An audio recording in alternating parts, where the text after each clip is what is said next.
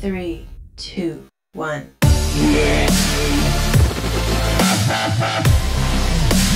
أعوذ بالله من الشيطان الرجيم. بسم الله الرحمن الرحيم. السلام عليكم ورحمة الله وبركاته. Apa khabar murid-murid? Ustaz harap kamu semua dalam keadaan sihat. InsyaAllah hari ini bersama-sama dengan Ustaz kita akan meneruskan pelajaran Pendidikan Islam tahun 4. Sebelum itu marilah sama-sama kita membaca doa memohon keberkatan daripada Allah Subhanahu wa taala. A'udzu billahi minasyaitonir rajim. Bismillahirrahmanirrahim. Alhamdulillahi rabbil alamin. Wassalatu wassalamu ala asyrafil anbiya'i wal mursalin sayyidina Muhammad wa ala alihi wa sahbihi ajma'in. Allahumma aftah alaina hikmataka wanshur alaina min khazaini rahmatika ya arhamar rahimin. Rabbi shrah li sadri wa yassir li amri wahlul 'uqdatam min lisani yafqahu qawli. Wa sallallahu ala sayyidina Muhammad wa ala alihi wa sahbihi wa sallam. Walhamdulillahi rabbil alamin. InsyaAllah murid-murid, hari ini bersama dengan Ustaz kita akan meneruskan pembelajaran pada bidang sirah, unit yang pertama, tajuk memuliakan tetamu. InsyaAllah diharapkan murid-murid semua sudah pun bersedia. Di akhir pembelajaran, murid-murid akan dapat yang pertama, membaca matan hadis dengan betul dan jelas. Kedua, menyatakan tuntutan yang terdapat dalam hadis yang akan kita bacakan sebentar lagi. Bagi perkara yang pertama, siapakah tetamu? Murid-murid tahu siapakah tetamu? Tetamu ialah orang yang diundang untuk menghadiri atau menziarahi sesuatu majlis. Orang itu adalah orang yang diundang, orang yang mendapat jemputan ataupun dijemput oleh tuan rumah. Untuk apa? Untuk hadir ke majlis dia. Ataupun kita jemput orang, kita jadi tuan rumah dan orang tersebut menjadi tetamu kita, ataupun kita menjadi tetamu orang. Okey, makna kata kalau dia yang tidak dijemput atau tidak diundang, maka dia bukanlah tetamu yang sah. Okey, kerana dia adalah orang yang dijemput ataupun yang diajak oleh tuan majlis ataupun tuan rumah tersebut. Baik, seterusnya hukum melayani tetamu. Okey, apakah hukum melayani tetamu? Baik, hukum melayani tetamu adalah wajib. Okey, wajib.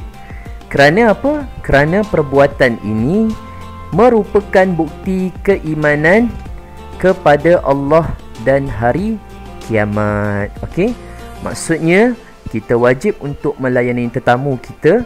Kerana apa? Ini adalah sebagai menandakan bukti keimanan kita kepada Allah Subhanahu wa taala dan hari kiamat. Sebagaimana yang kita tahu, apabila kita mematuhi perintah Allah Subhanahu wa taala, maka kita dikira sebagai orang yang beriman. Tetapi jika kita mengingkari perintah Allah Subhanahu wa taala, pastinya Allah Subhanahu wa taala itu amat pedih siksaannya. Baik, seterusnya hukum wajib tadi diambil berdasarkan daripada hadis berikut. Mari sama-sama kita baca hadis.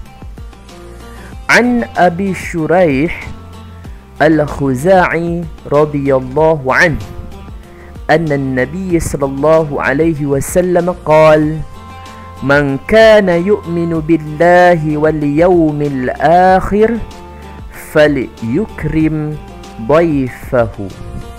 Hadis riwayat Bukhari wa Muslim. Apakah maksud hadis ini? daripada Abu Shuraih Al-Khuza'i radhiyallahu an, bahawa Nabi SAW bersabda, sesiapa yang beriman kepada Allah dan hari akhirat, maka dia hendaklah memuliakan tetamunya. Hadis riwayat Bukhari dan Muslim. Baik, hadis ini merupakan hadis yang sahih, dan hadis ini menyebutkan kepada kita bahawa syarat orang yang beriman kepada Allah dan hari akhirat adalah orang itu dia mesti memuliakan tetamu. Okey, apakah yang dimaksudkan dengan memuliakan tetamu? Contoh kita memuliakan tetamu ini adalah seperti menghormati tetamu tersebut, okey, ataupun melayani tetamu tersebut, okey, mengajak tetamu tersebut untuk datang ke rumah, ataupun mengajak dia masuk dengan bertegur sapa dalam keadaan yang baik dan sebagainya. Ini adalah contoh kita memuliakan tetamu. Okey. Baik, seterusnya daripada hadis tersebut ada beberapa perkara yang perlu kita highlight. Yang pertama sekali adalah kita kena menerima kedatangan tetamu. Maksudnya apabila tetamu datang, maka tetamu itu perlu kita terima dalam keadaan yang baik. Cuma apabila kita bertamu di rumah orang, pastikanlah kita datang pada masa yang sesuai, supaya apa? Supaya tidak merasa diri dia diganggu dan sebagainya. Okey.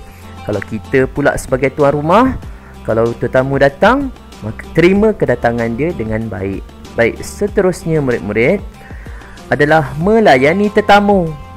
Dalam erti kata, apabila tetamu itu kita datang masuk dalam rumah, kita jemput dia duduk, kita buatkan air untuk dia dan kita layan dia, borak dengan dia supaya dia tidak merasa bosan dan sebagainya. Ini adalah contoh melayani tetamu. Yang ketiga adalah memuliakan tetamu. Kita sapa dia dengan panggilan yang elok, kita ucapkan terima kasih atas kedatangan dia, kerana orang yang datang ke rumah kita ni sebenarnya bersama mereka ni datang juga malaikat rahmat yang masuk ke dalam rumah kita. Jadi pastinya kita nak kan malaikat pun masuk datang ziarah rumah kita. Dalam erti kata bukan kita sahaja yang menikmati keindahan dalam rumah tersebut, tetapi tetamu-tetamu kita juga merasa selesa dengan kehadiran dia ke dalam rumah kita. Jadi insya-Allah untuk perkongsian pada kali ini setakat itu saja. Kita akan berjumpa lagi pada pelajaran yang akan datang. Itu saja daripada Ustaz, insya-Allah. Aqulu qawli hadza wa astaghfirullahal azim li wa lakum. Wassalamu alaikum warahmatullahi wabarakatuh.